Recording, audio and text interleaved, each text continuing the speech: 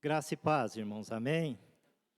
Louvado seja Deus por esta oportunidade, por esse privilégio que nos é dado em Cristo Jesus. Queria só justificar, eu cheguei um pouco atrasado, quando o irmão Vitor me ligou, ontem à noite nós confirmamos, essa nossa estada aqui, mas eu falei com o irmão Vitor, eu faço um discipulado.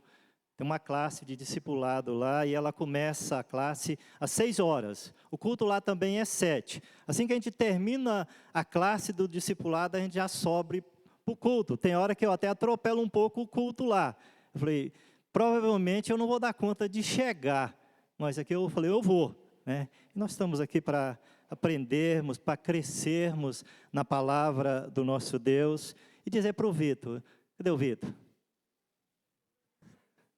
Saiu, É um privilégio poder estar aqui, irmãos, nessa casa. Eu creio que aqui eu comecei a caminhar os passos na vida cristã, Eu me lembro do Vitor, Lucão, umas criancinhas, da Maria Geralda com uma reca de meninos, vindo aqui. Isso tem uns tempos, Eu fico olhando esses homens hoje, são líderes na casa de Deus. Deus é bom. Deus é tremendamente bom. E Ele que faz isso, E louvado seja Deus pela vida dos irmãos, Sem delongas, eu gostaria de convidar os irmãos a abrirmos juntos a palavra de Deus em 2 Reis, capítulo 5. 2 Reis, capítulo 5.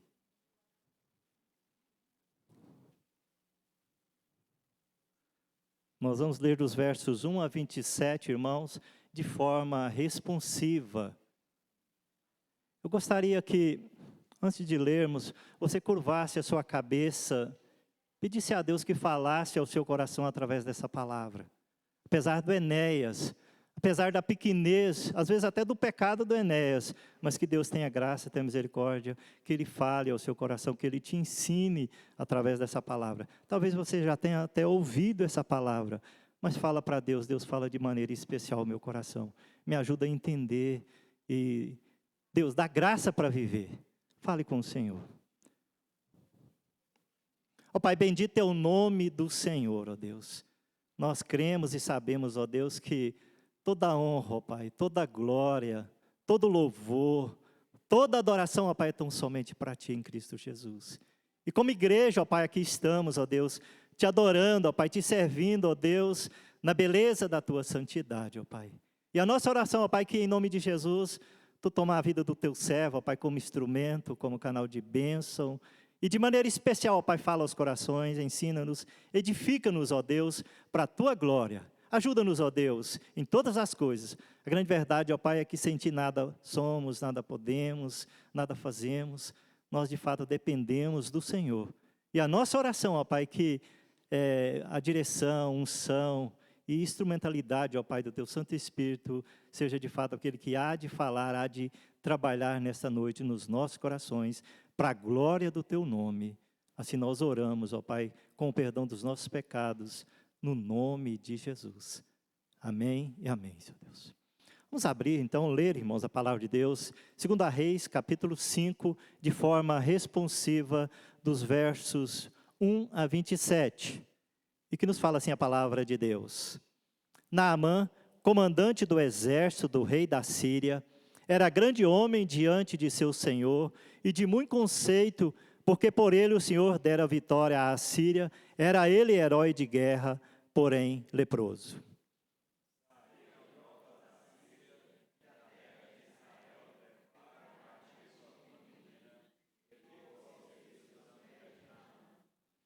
Disse ela à sua senhora, tomara o meu senhor estivesse diante do profeta, que está em Samaria, ele o restauraria da sua lepra.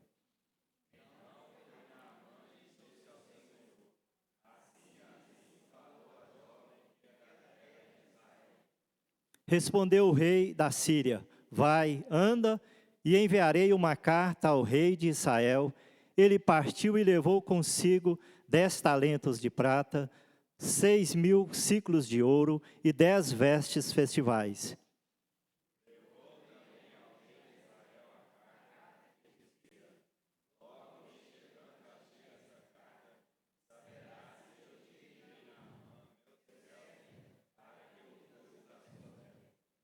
Tendo lido o rei de Israel a carta, rasgou as suas vestes e disse: Acaso sou Deus com poder de tirar a vida ou dá-la, para que este envie a mim um homem para eu curá-lo de sua lepra? Notai, pois, e vede que procuro um pretexto para romper comigo.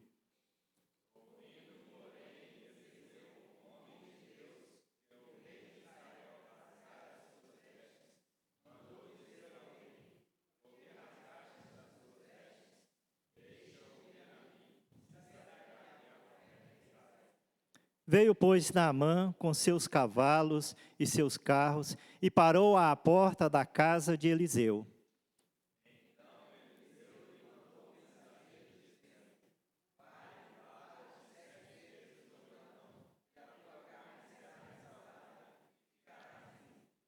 Naamã, porém, muito se indignou e se foi, dizendo: Pensava eu que ele sairia a ter comigo, por-se-ia de pé, invocaria o nome do Senhor seu Deus, moveria a mão sobre o lugar da lepra e restauraria o leproso.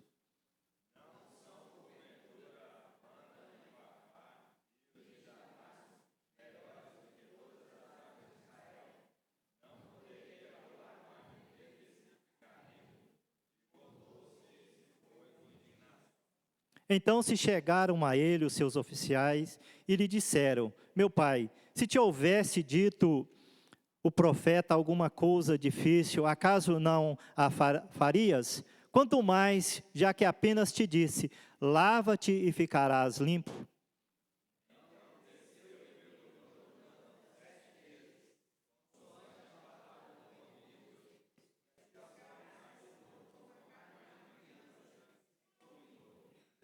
Voltou ao homem de Deus, ele e toda a sua comitiva, veio, pôs-se diante dele e disse: Eis aqui agora reconheço que em toda a terra não há Deus senão em Israel.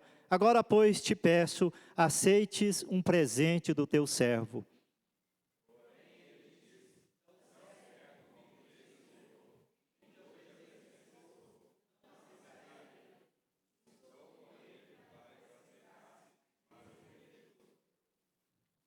Disse Naamã: Se não queres, peço-te que ao teu servo seja dado levar uma carga de terra de 2 mulos, porque nunca mais oferecerá esse teu servo holocausto nem sacrifício a outro Deus, a outros deuses, senão ao Senhor.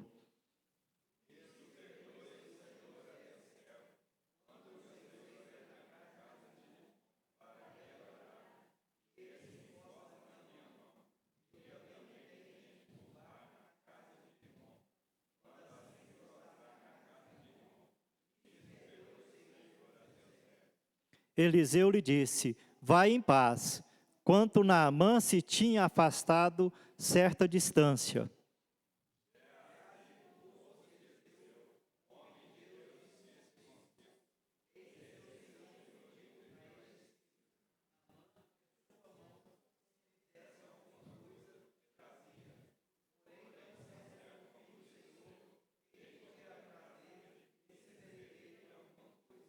Então foi Geazi em alcance de Naamã.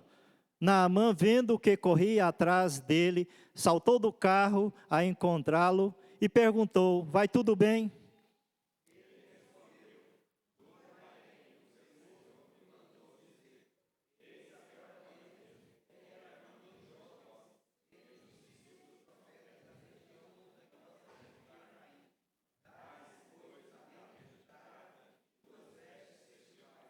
Disse Naamã: Ser servido tomar 2 talentos, instou com ele e amarrou 2 talentos de prata em 2 sacos e 2 vestes festivais, pô-las sobre os 2 dos seus moços, os quais os levaram adiante dele.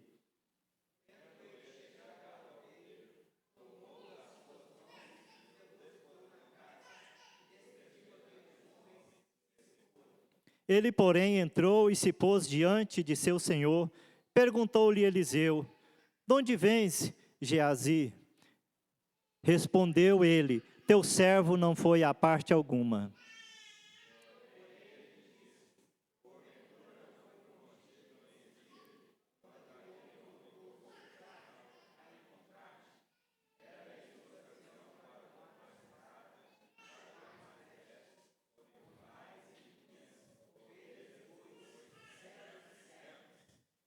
Portanto, a lepra de Naamã se pegará a ti e à tua descendência para sempre.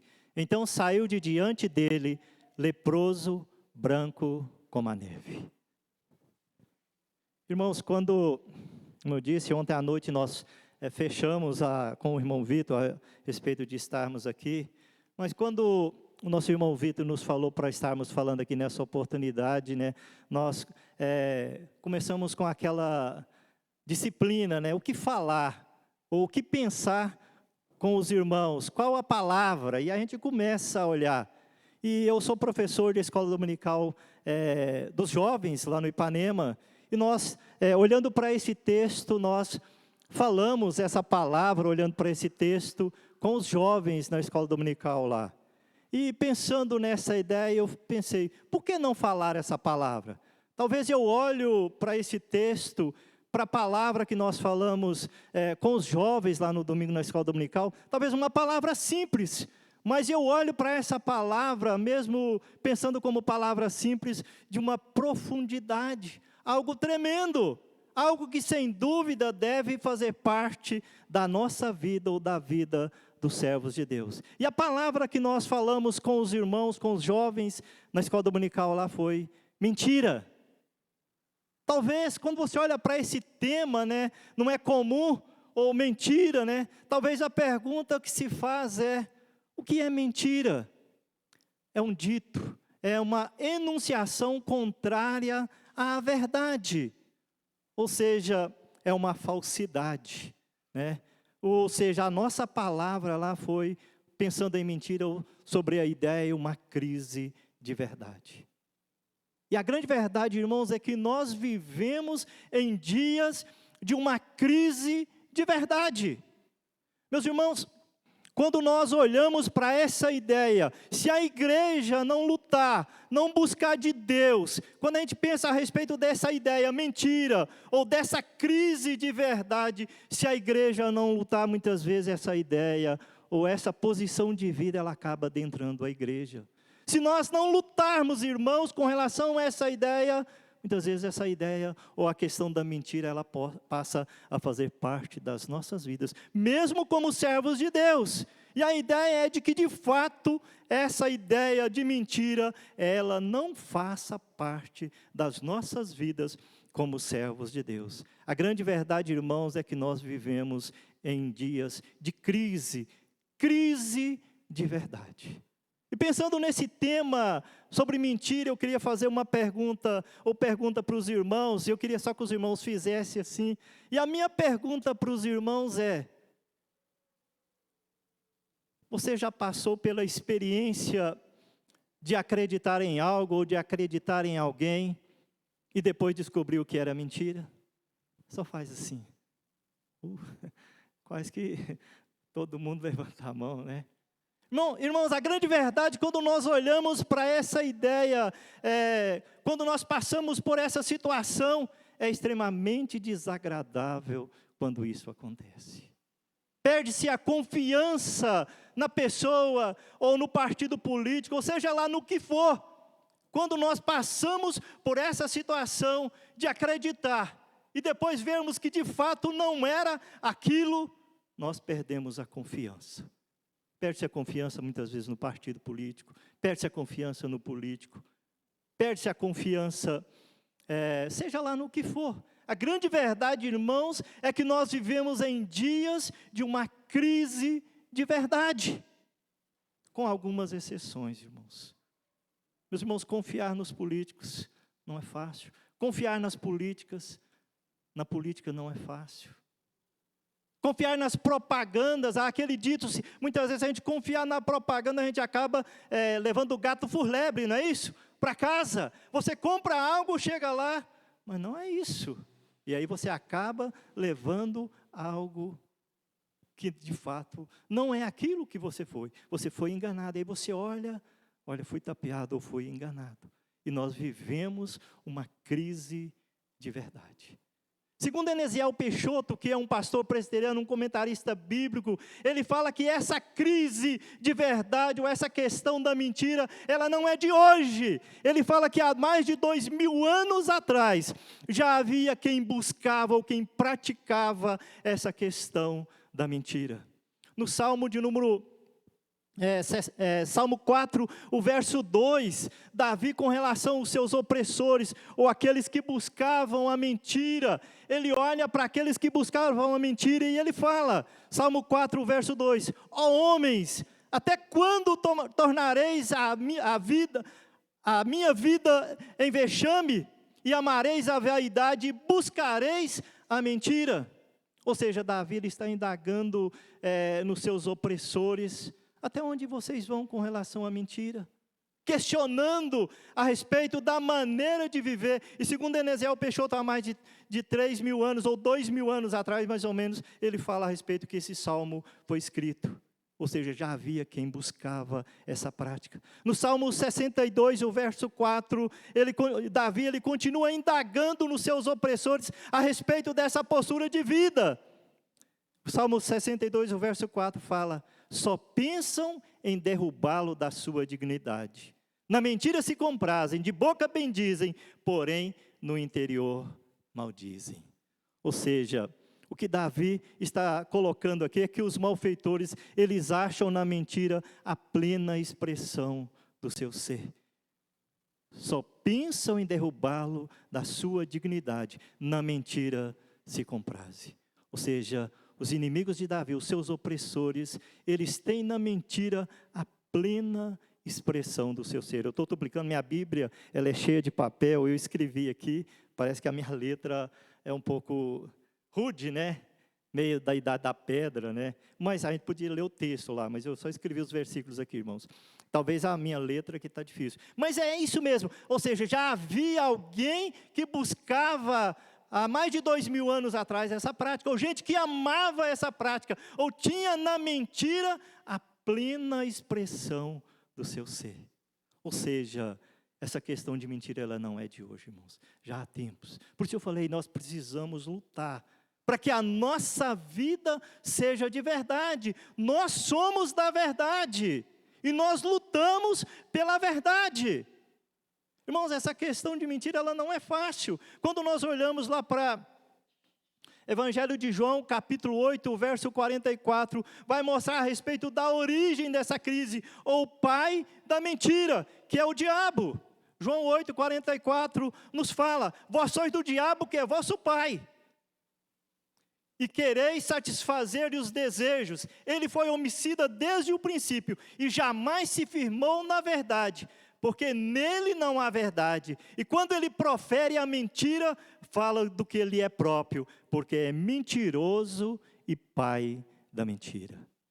Quando nós olhamos nesse prisma de que quem é o mentiroso e pai da mentira é o diabo, é Satanás, é o inimigo das nossas almas, sem dúvida que a nossa oração deve ser: Deus, em nome de Jesus, que essa prática de mentira não venha fazer parte da minha vida como servo de Deus. Ou seja, quando nós olhamos para esse texto de João 8,44, Jesus nega que aquele que ama e pratica a mentira tem alguma filiação divina. Ou seja, que aquele que ama e pratica a mentira faz parte do Israel de Deus. Nesse texto de João 8, há um diálogo entre Jesus e os judeus. E eles estão colocando como filhos de Deus, como servos de Deus, ou como filhos de Abraão. Há um diálogo entre a verdade e a mentira, e Jesus questiona: se vocês são da verdade, por que vocês querem me matar? E ali João 8,32 fala a respeito da verdade: conhecereis a verdade e a verdade vos libertará. Mas eles continuam insistindo que são servos de Deus, e Jesus fala: vocês não são da verdade, vocês são da mentira, vocês são do inimigo. Vocês não são servos de Deus, não são filhos de Deus, porque a maneira de vocês viver é na mentira, a prática de vocês é na mentira. Por isso ele vai colocar a respeito dessa crise: vocês são do diabo, que é vosso pai, que jamais se firmou na mentira. Eu fico pensando num diálogo desse, de Jesus com os judeus. Se ele fosse conversar conosco, sem dúvida que a gente precisava olhar para o nosso coração e pensar: Deus, como é que eu tenho vivido a minha vida como servo de Deus? Eu sou da verdade ou eu não sou da verdade? Eu sei que tem hora, irmãos, que é difícil falar a verdade, mas nós somos da verdade. Nós não somos da mentira, porque a mentira é do inimigo das nossas almas. Lá em João 17, na oração sacerdotal de Cristo. E quando a gente olha aqui, esse texto ele faz parte da oração sacerdotal de Cristo. É Jesus orando pela sua igreja, orando pelos seus discípulos. E eu creio nessa oração, Jesus orando por mim e por você. E João 17 fala assim: santifica-os na verdade, a tua palavra é a verdade. Ou Jesus apresenta como referencial absolutamente confiável de verdade a palavra de Deus. E essa é a oração de Jesus pelos seus discípulos. Essa é a oração de Jesus por nós, pela sua igreja, por mim e por você como servos de Deus. Santifica-os na verdade. A tua palavra é a verdade. Ou seja, a palavra de Deus é um referencial absolutamente confiável de verdade. A palavra do Senhor. Meus irmãos, quando nós olhamos lá para Apocalipse 22, o verso 15, fala a respeito do fim daqueles que amam e praticam a mentira. E aí vai falar fora ficam os cães, os feiticeiros, os idólatras, e todo aquele que ama e pratica a mentira. Fora de que a ideia ali é escatológica, diz respeito ao fim dos tempos, fora da eternidade com o Senhor, longe da presença do Senhor na eternidade. Aqueles que amam e praticam a mentira. Ou seja, ele está falando a respeito do fim daqueles que praticam a mentira. Meus irmãos, nesse texto que nós lemos, após Eliseu curar o general Ciro Naamã, que era homem, herói de guerra, e eu fico pensando em toda a cena desse texto, quando a Síria invade Israel, leva cativo alguns para sua terra, leva uma menina, uma jovem, que vai trabalhar na casa de Naamã, que era herói de guerra, vencedor nas batalhas, e ela vê aquela cena daquele homem que era herói de guerra, porém leproso, e ela olha para aquilo e fala para a senhora de Naamã: e se ele soubesse do homem de Deus em Israel, ele o curaria, ele o restauraria da sua lepra. E ela fala para Naamã, e Naamã vai ao rei, e o rei escreve uma carta, e ele vai para Israel com uma carta e alguns ricos e belos presentes naquela época, naquele tempo, naquele contexto. E ele vai até o rei. E o rei de Israel, quando pega aquela carta, lê, fala: ele quer romper comigo a paz, ele quer guerra. Ele está pensando que eu sou Deus capaz de curar alguém. E aí, Eliseu, o homem de Deus, manda ele vir a mim. Irmãos, quando eu olho, o texto ele fala homem de Deus. Quando eu olho para essa expressão nas Escrituras, irmãos, eu fico assim, maravilhado. É como, fala, Deus, olha para onde eu moro e fala: ali tem um homem de Deus. Isso é tremendo, isso é maravilhoso, irmãos. Aonde nós moramos, alguém apontar, quer seja no prédio, no apartamento, né? Ali tem um homem de Deus, ali tem uma mulher de Deus, ali tem uma serva de Deus. E aí ele fala: se o homem de Deus vai lá, e ele vai. E quando ele chega lá diante de Eliseu, o homem de Deus, Eliseu sai e fala para ele: olha, vai e mergulha 7 vezes no Rio Jordão. E aí ele fica indignado, segundo o texto. E ele fala assim: pensava eu que ele ia sair, ia fazer alguma ginga aqui, ia mover a mão, curar a minha lepra, e eu seria restaurado da minha lepra. Mas agora ele manda eu mergulhar 7 vezes no Rio Jordão.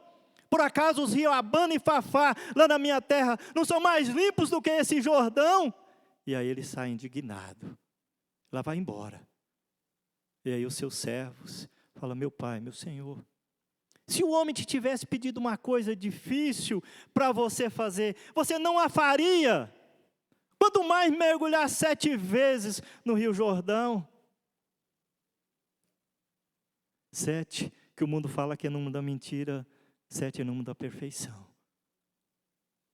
O mundo, às vezes, ele inverte os valores cristãos. Isso é comum a gente ver em todas as coisas, uma inversão de valores. Ou, na verdade, nós vivemos em dias em que os valores, eles são jogados quase que fora. os valores que não são de Deus, eles são confrontados, questionados. Isso dentro da nossa casa, da nossa família. Mas ele resolve consoante a palavra dos seus servos. Vai lá.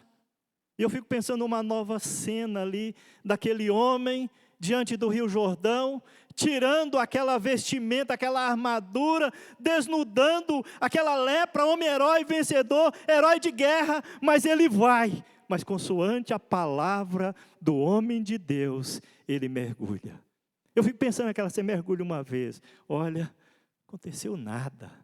Mergulha 2 vezes, olha, aconteceu nada. Mas ele mergulha 7 vezes, e o texto fala que a sua carne ficou como uma de uma criança, restaurado, sarado, curado da sua lepra, consoante a palavra do homem de Deus. Na verdade, é Deus que faz todas as coisas. Ele é que cura, Ele é que restaura. Ele é que restaura a nossa lepra espiritual. Ele é que sara a nossa vida. É Ele que muda a nossa história.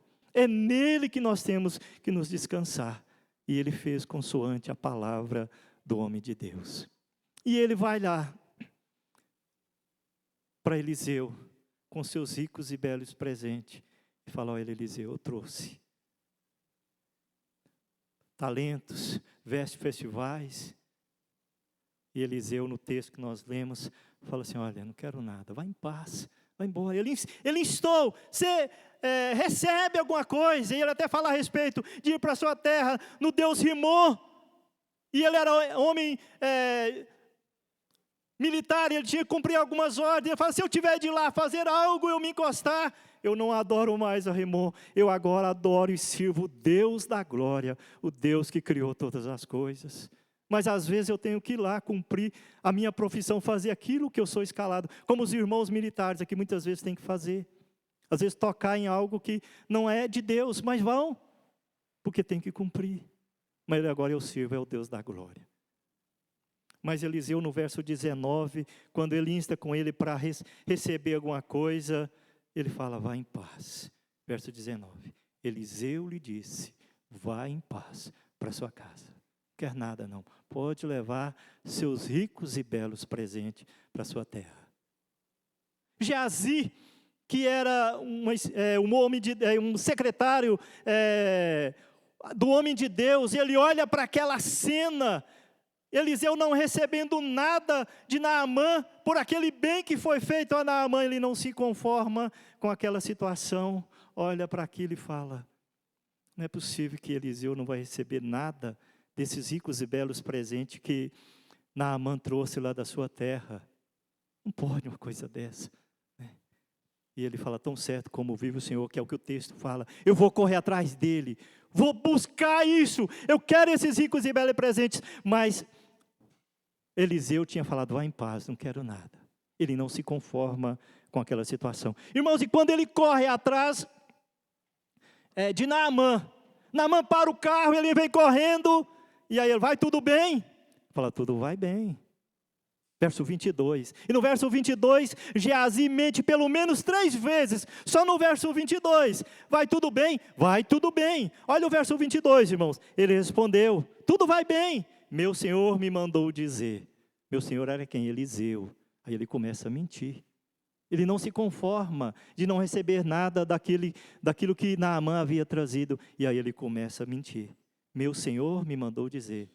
Eliseu não havia mandado dizer nada. E ele continua mentindo. Eis que agora mesmo chegaram da região montanhosa de Efraim 2 jovens, 2 profetas. Mentira. Ele estava inventando uma história. Era mentira. Ele estava mentindo. E ele fala: dá-lhe, pois, um talento e 2 vestes festivais. Dá-lhe, pois, um talento de prata. Dá-lhe, pois, um talento de prata e 2 vestes festivais. Como se Eliseu tivesse mandado ele buscar e pedir. Mas Naamã, que havia levado aqueles presentes, segundo o texto, estou com ele. Não leva só um talento, leva 2 talentos. E os meus moços vai te ajudar a levar. E amarrou e colocou sobre eles, e ele se foi. E aí ele chega lá onde estava Eliseu, entra, coloca a parte num lugar lá. E aí o homem de Deus, Eliseu, pergunta para ele: no verso 25 desse texto. Ele, porém, entrou e se pôs diante de seu senhor. Perguntou-lhe Eliseu: de onde vens, Geazi? E aí ele mente de novo: teu servo não foi a parte alguma. Irmão, se a gente for olhar aqui e for pensar, né? Ele veio, colocou lá, como às vezes os jovens falam, está lá de boa, quieto. Aí Eliseu vem e fala para ele: onde é que você foi, meu filho? Teu servo não foi a parte alguma. Se você quiser pensar, talvez seria assim, é um cara de pau, né? Um mentiroso, descarado, né? Teu servo não foi a parte alguma. Estou aqui, não saí, fiz nada. Muitas vezes a gente faz isso, né, irmãos? Olha, a gente precisa lutar contra isso, contra essas ideias, contra essa postura. Às vezes a verdade ela é dura, é difícil, mas nós somos da verdade. Nós não somos da mentira. Nós somos servos de Deus. Santifica-os na verdade. A tua palavra é a verdade. É a oração de Jesus pela nossa vida, como servos de Deus. É a oração sacerdotal de Cristo. Há mais ideias lá. Oro não somente por esses, mas por aqueles que também haverão de crer neste evangelho. É a oração de Jesus. Santifica-os na verdade. A tua palavra é a verdade. Meus irmãos, quando nós olhamos para essa história de mentira, assim nós conhecemos a triste situação daquele que foi companheiro do profeta ou do homem de Deus. Por causa dessa postura, por causa dessa condição de mentira em que ele vivia. Como Ananias e Safira. Quando eu olho para Ananias e Safira, lá em Atos, capítulo 5, quando eles vendem o campo, retém parte do preço do campo, vem, deposita aos pés dos apóstolos. O apóstolo Pedro fala: vendeste portanto? Foi, portanto, mentindo.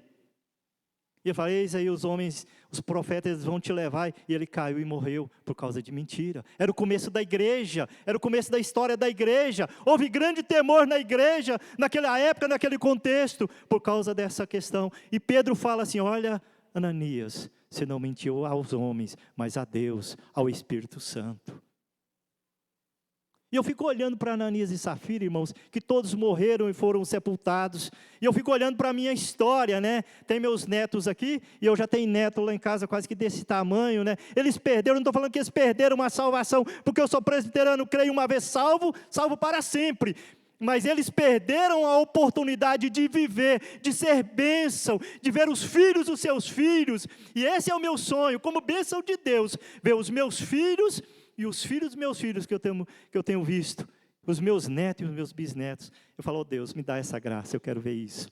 E eu penso que Ananias e Safira perdeu essa bênção.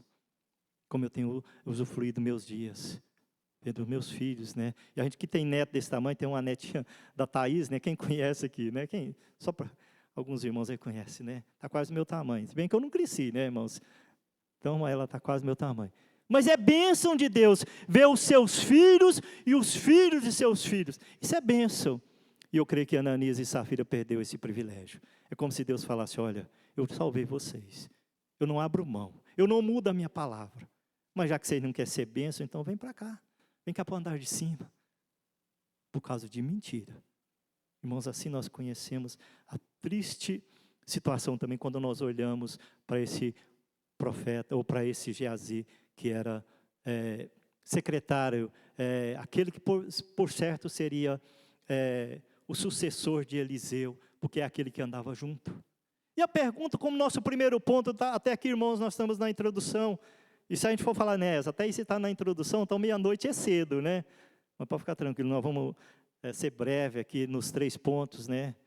Que nós vamos pensar. O primeiro ponto da nossa palavra com os irmãos é: por que se mente, irmãos? Esse é o nosso primeiro ponto. Por que se mente? Lá em Provérbios 12, o verso 22, fala assim: os lábios mentirosos são abomináveis ao Senhor, mas os que agem fielmente são o seu prazer. Os que agem fielmente são o seu prazer. Por que se mente, irmãos? Pensando no texto, no contexto, na vida de Geazi, não há como negar, irmãos, se mente muitas vezes porque não compreende a graça de Deus. Eu olho para Geazi, Ele mentiu porque ele não compreendeu a graça de Deus na sua vida. Irmãos, a graça de Deus vale mais do que tudo, vale mais do que a nossa vida. E Geazi, sem dúvida, ele mentiu porque não compreendeu a graça de Deus. Olhando para Geazi, quando a gente pensa nele, né, quando ele vê aqueles ricos e belos presentes, e Eliseu fala assim, vai em paz, não quer nada não, Naamã. E aí, a gente pode pensar que Geazi vai despedir esse rico Naamã sem receber nada dele? Por que se mente? Se mente por ganância. Se mente para levar vantagem. Não há como, olhando para o texto, e a gente precisa trazer isso para hoje, irmãos, e pensar nas nossas vidas hoje. Por que se mente? Se mente por ganância. Isso é comum talvez hoje. Se mente para levar vantagem. Vai despedir esse rico Naamã, verso 20, sem receber nada. Ele olhou para aquilo, se mente por ganância. Depois ele chega e coloca lá diante de Eliseu, de boa, lá, tranquilo, coloca aquilo que ele recebeu lá, e aí ele mente para Eliseu. Por que se mente? Se mente por vergonha. Eliseu fala assim, onde você foi, Geazi? Teu servo não foi a parte alguma. Mente por vergonha. Meus irmãos, às vezes hoje se mente por vergonha. Ele fala, Eliseu, eu fui lá, eu sei que você não queria, mas eu fui. Não, teu servo não foi a parte alguma. Por que se mente? Se mente por vergonha. Se mente por não compreender a graça de Deus. Se mente por ganância. Se mente por vergonha. Se mente por medo. O apóstolo Pedro, quando Jesus, no diálogo com ele lá em Mateus 26, 69 a 75, quando ele fala, Jesus fala a respeito de alguém haveria de traí-lo entre os discípulos. Aí Pedro fala, todos, Senhor, menos eu. E aí Jesus fala assim, Pedro, antes que o galo cante, tu me negarás 3 vezes antes que o galo cante. E aí Jesus está lá, Jesus está preso para ser condenado, crucificado, no meu e no seu lugar. E aí uma criada chega, verso 69, você é um deles. Não, não sou. Pertenço? Não, não sou. Mas ele sai, vai para um outro lugar, e aí chega uma criada, você é um deles. Não, não sou não, de jeito nenhum, não conheço esse homem. Mas ele sai, vai para outro lugar, e aí vem os outros. Não, o teu jeito de falar denuncia, você parece com ele. E aí ele começa a praguejar e a jurar que não conhecia aquele homem. E aí o galo canta. E aí ele lembra da palavra de Jesus. Antes que o galo cante, tu me negarás 3 vezes. E é interessante essa ideia, irmãos, porque ele negou, e aí ele sai, vai. E quando você olha para as Escrituras, Pedro, ele volta para a vida normal, ele volta para a pescaria, ele abandona tudo. E Jesus aparece para ele na praia. E Pedro está lá pescando, e Jesus assa um peixe ali, e Pedro vem. E aí Jesus faz 3 perguntas para Pedro. Pedro, tu me amas? Te amo, Senhor. Irmãos, e Jesus perguntou essa ideia, Pedro, tu me amas? 3 vezes. Primeira vez, Pedro, tu me amas? Te amo, Senhor. E aí ele pergunta uma segunda vez, e a ideia ali é que há uma mudança no verbo, o verbo agapau, e cada vez que Jesus falava, Pedro, tu me amas? Jesus ia mais fundo no coração de Pedro. E ele pergunta a segunda vez, tu me amas? Te amo, Senhor. E aí Jesus pergunta pela 3ª vez, Pedro, tu me amas? Ali ele desabou Pedro. Ele negou 3 vezes, mas ele repetiu 3 vezes. E aí ele fala, Senhor, o Senhor sabe todas as coisas, o Senhor sabe que eu te amo, Senhor. Dali em diante, era um homem pronto para morrer pelo nome de Jesus. E foi isso que aconteceu. Mas alguém que não negaria mais a Jesus na sua vida. Era um homem da verdade, para viver a verdade. Jesus reafirmou que a graça de Deus é maior do que o nosso pecado, do que a nossa miséria. Porque Ele muda a nossa história. Ele tira aquilo de ruim e coloca a sua graça e de fato muda a nossa história. Mas por que se mente? Se mente por medo, medo dos judeus. Meus irmãos, e quando você traz isso para hoje, por que se mente? Mente por desejo de aparecer, desejo de obter alguma coisa a qualquer custo. Explicam, muitas vezes explicam, mas não justificam. Meus irmãos, o ensino para nós é: nós somos da verdade. Para viver a verdade, nós somos o povo de Deus. A Bíblia vai falar assim: e na vossa luta contra o pecado, ainda não tendes resistido até o sangue. Se for preciso, pela verdade, por Jesus, pague o preço. Se for preciso, com a própria vida. Mas não abra mão de Jesus, em situação nenhuma. Seja do Senhor sempre. Eu sei que a nossa vida, ela não é só aqui na igreja, sentado um do lado do outro. Ela é no trabalho, é no serviço, é em todo lugar. E lá também nós precisamos ser crentes, servos de Deus. Não mudar. Não, eu sou de Jesus. Seja o que for, eu continuo sendo de Jesus. Mas, olhando para esse texto, irmãos, nessa ideia da mentira, há também, quando você olha para esse texto, as consequências da mentira. Meus irmãos, nesse texto que nós vemos, o verso de número 27, ele fala assim,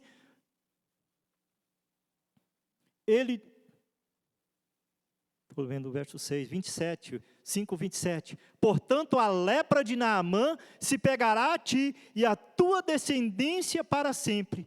Então saiu diante dele leproso, branco como a neve. Irmãos, quando você pensa nas consequências da mentira na vida de Geazi, ela é terrível. Olha o que o texto fala: portanto a lepra de Naamã se pegará a ti. E Eliseu fala com ele: você não foi em lugar nenhum? Eu não fui contigo em espírito quando você foi lá pedir isso? Era a ocasião para fazer isso. Eu não falei para ele ir em paz, não precisava trazer nada, eu não queria nada. Eu sou servo de Deus, e por certo Deus havia falado com o homem de Deus para não receber nada. Era a ocasião para fazer isso, Geazi. E ele fala: portanto a lepra de Naamã se pegará a ti e a tua descendência para sempre. Então saiu de diante dele leproso, branco como a neve. Meus irmãos, como consequência da mentira, Geazi ele foi acometido de lepra, como castigo pelas suas más obras. Por que se mente? E as consequências da mentira. Meus irmãos, com o que Geazi recebeu, quando ele fala: eu quero um talento, não leva 2, estou com ele, leva o meu irmão, você vai te ajudar a levar. Com aquilo que ele recebeu, irmãos, sem dúvida ele poderia comprar ovelhas, bois, vestes olivais, servos, servas. Mas o leproso naquele contexto era marginalizado. Que valia isso para ele na maneira em que ele passou a viver, como consequência das suas más obras? Que sentido tinha isso agora para a vida dele? Meus irmãos, e como consequência da mentira, não há como negar, olhando para o texto, que Geazi ele perdeu a oportunidade de ser sucessor de Eliseu. Quando a gente olha para isso, a gente pensa em Moisés e Josué. Estava sempre junto ali Josué, e o sucessor de Moisés foi Josué. Quem estava junto de Eliseu ali era Geazi, o secretário, o homem, junto do homem de Deus. Por certo, ele seria o sucessor na obra de Deus, no trabalho de Deus, com o povo de Deus. Ele perdeu a oportunidade como consequência das suas más obras. Meus irmãos, o ensino para nós como cristãos é sermos sempre fiéis e com suas palavras dizer sempre a verdade. Nós somos da verdade e nós devemos viver a verdade. Ou seja, a palavra do Senhor de forma verdadeira, como servo de Deus, deve estar nas nossas vidas. E em terceiro lugar, irmãos, olhando para o texto, pensando no texto, pensando nessa ideia, nesse tema de mentira, qual que é a resposta a uma situação de mentira? Por que se mente? As consequências da mentira. E qual que é a resposta, quando você olha para o texto, qual que é a resposta a uma situação de mentira? Meus irmãos, quando a gente pensa no texto, não há como negar, irmãos, que o exemplo do texto, há uma resposta de situação de mentira, é a vida de Eliseu como homem de Deus, como servo de Deus. Ou seja, a vida vivida de Eliseu, o profeta, o homem de Deus, sem dúvida, é um exemplo a uma resposta a uma situação de mentira. Uma vida verdadeira. Eu não estou dizendo que Eliseu não tinha pecado, o único que não tinha pecado era Jesus. 100% homem, 100% Deus e sem pecado. Mas quando você olha para o homem de Deus, ele se mostra não ganancioso. Ele mostra o homem da verdade, um servo de Deus que se colocava diante de Deus. A ideia dos comentaristas é que em Eliseu havia sempre a verdade nos seus lábios, como homem de Deus, como servo de Deus. Qual que é a resposta à situação de mentira? É uma vida vivida como Eliseu viveu, como homem de Deus, como servo de Deus. E quando você lê a história, lê sobre esse homem, você vai ver, é o homem de Deus. Quando eu falei ali, tem um homem de Deus, quem sabe você possa olhar para o seu coração, para a sua vida e falar assim, olha, alguém lá no meu bairro, na minha rua, tem um homem ali, tem uma mulher de Deus, porque eu conheço, eu sei quem é. No seu prédio, onde você mora, talvez alguém vai olhar e falar assim, ali tem um homem, uma serva, um jovem, um adolescente de Deus, porque é diferente. E eu sei que é de Deus. Ele fala, ô glória, a igreja precisa ser assim, irmãos. Nós, como servos de Deus, precisamos impactar o mundo. Ou seja, o exemplo de vida para cada um de nós, sem dúvida, quando nós olhamos para o texto, é Eliseu. Eu gostaria que você, nesse instante, curvasse a sua cabeça, olhasse para a sua vida, pensasse na sua vida, pensasse a respeito dessa ideia, nessa questão de mentira. Eu sei que isso é um desafio no mundo que nós vivemos. E olhasse para o seu coração, e a pergunta, sem dúvida, para mim e para você é: como que você tem vivido com relação à mentira ou com relação à verdade? Como que você tem vivido? Eu sei do meu coração, da minha vida diante de Deus, mas a ideia é que cada um de nós olhemos para nós. Os lábios mentirosos são abomináveis ao Senhor, mas os que agem fielmente são o seu prazer. Vamos orar. Coloque a sua vida diante de Deus. Fica em pé, irmãos, vamos orar ao nosso Deus. Ó Pai, obrigado, ó Deus, pela Tua palavra, ó Deus, que nos ensina, que nos mostra, ó Deus, o Teu querer, ó Pai, que é santo, perfeito e bom, ó Deus. Ó Pai, e a nossa oração, ó Pai, é que em nome de Jesus, o Senhor possa ter falado, ó Deus, de forma especial, graciosa, abençoadora, ó Pai, edificadora, ó Deus, a cada um dos nossos corações para a Tua glória, ó Deus. Ajuda-nos, ó Deus, a vencer as nossas lutas, as nossas dificuldades, as nossas fraquezas. Ajuda-nos, ó Deus, a sermos da verdade, ó Pai, a vivermos, ó Pai, a verdade. Mesmo, ó Pai, que temos que pagar um preço, ó Deus, mas que o Senhor dê graça aos nossos corações, fortalecendo-nos, ó Deus, animando-nos. Ó Pai, o Senhor não falou que seria fácil a vida cristã.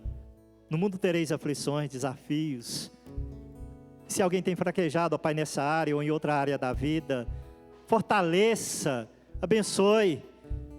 Dá disposição, ó Pai, dá ousadia cristã, ó Pai, às nossas vidas, ó Deus, para de fato, ó Pai, vivermos no centro da Tua vontade, para a glória do Teu nome, ó Deus. Sabemos, ó Pai, que não há glória em nós, para nós, mas é para o Senhor, ó Pai, e que assim possamos viver, ó Deus. Ajuda-nos, ó Deus, porque precisamos de Ti, ó Deus.